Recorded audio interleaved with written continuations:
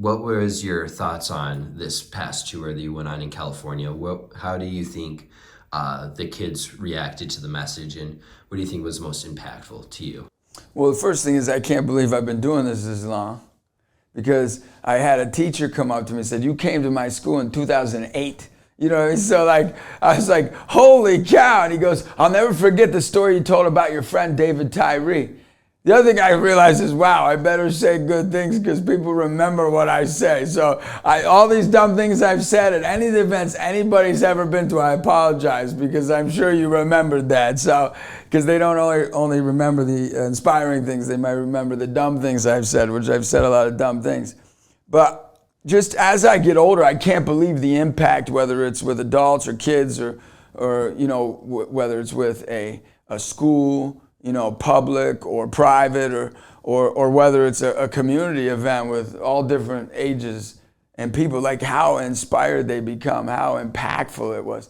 I mean, this trip was, I could give you 100 stories. I mean, literally 100. I mean, we spoke to thousands of young people.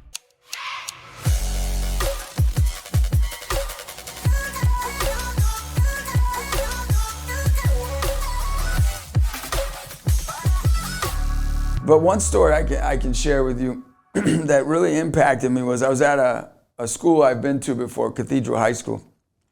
And I said, look, people care more about status and about wealth and about popularity and power than they do about faith.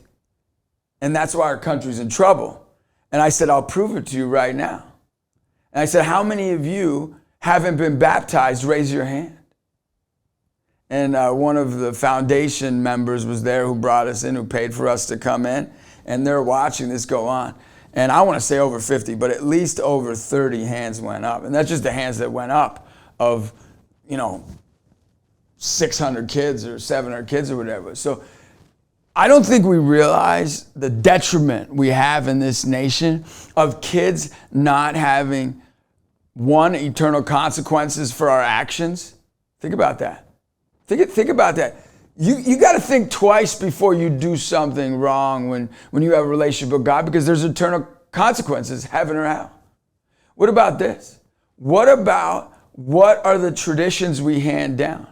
Like what are traditions we hand down?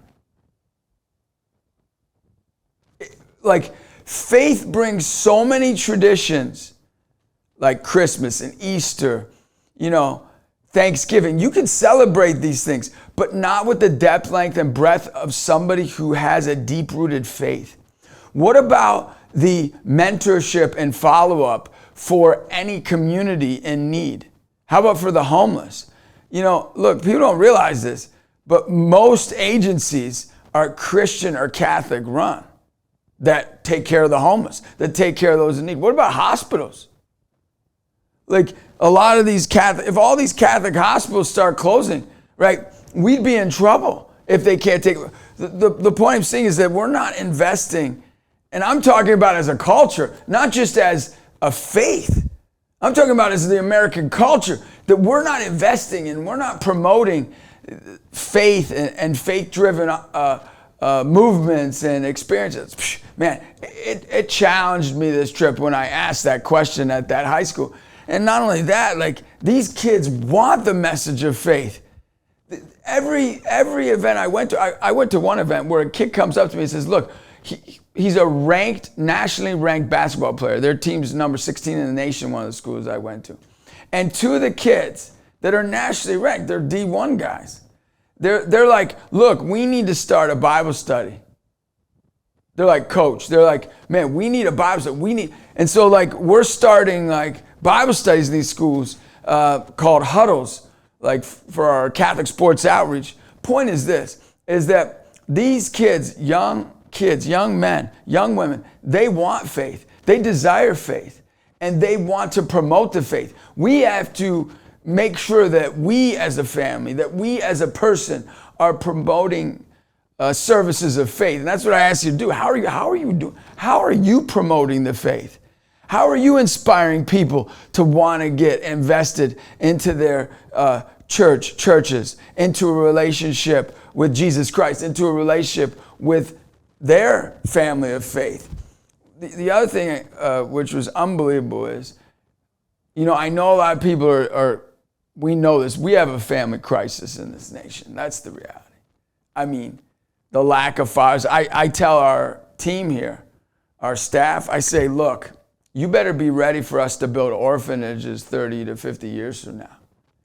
Because if over 50% of kids don't live with their biological fathers, what happens when the mothers, start, saying, hey, I don't want to commit to my family? That means there's kids that are left alone or left with no family, money or no money. We have to remember, you could still give up on your family with all the money in the world. That's going on right now, where people are giving up their families even though they can pay their bills. So we have to ask ourselves what's important. I saw these kids begging me, literally begging. There's this one moment, this kid comes up to me after I'm a big football player, and he's like, look, he told his girls they were his friends, and goes, I got to talk to my main man.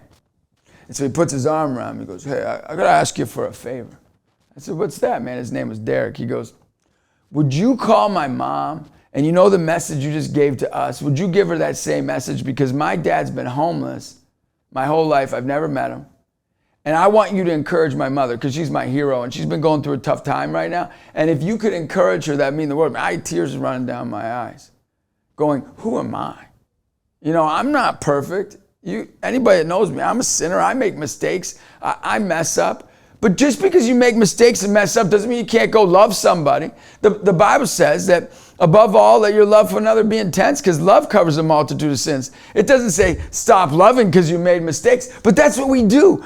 We stop loving. Wait, I don't get this. You're going to stop loving because you screwed up? Man, stop spanking yourself. Get over yourself. You make a mistake. Get back up again. Fight the good fight of faith. Fight the good fight for your family. That's what this kid's doing. Well, I made this video for this kid. And let me tell you something. That mom hearts and likes all my Instagram. I don't have my best friends listening to this video right now who are hearting and liking stuff and believing it. I don't have people that even care, that are about. This woman's on fire to promote her family and her son.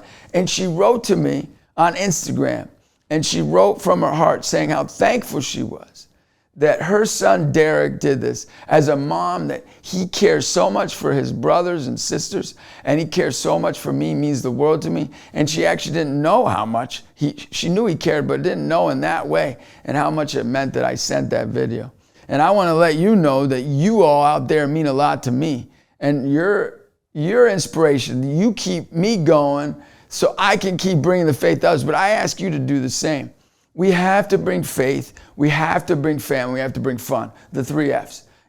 Faith, family, and fun. When people see you having fun, I have fun inspiring people. There's this one school I went to. I must have chest bumped 80 kids. I was so tired from chest bumping. I'm like, when am I going to get too old to chest bump? That's what I'm wondering.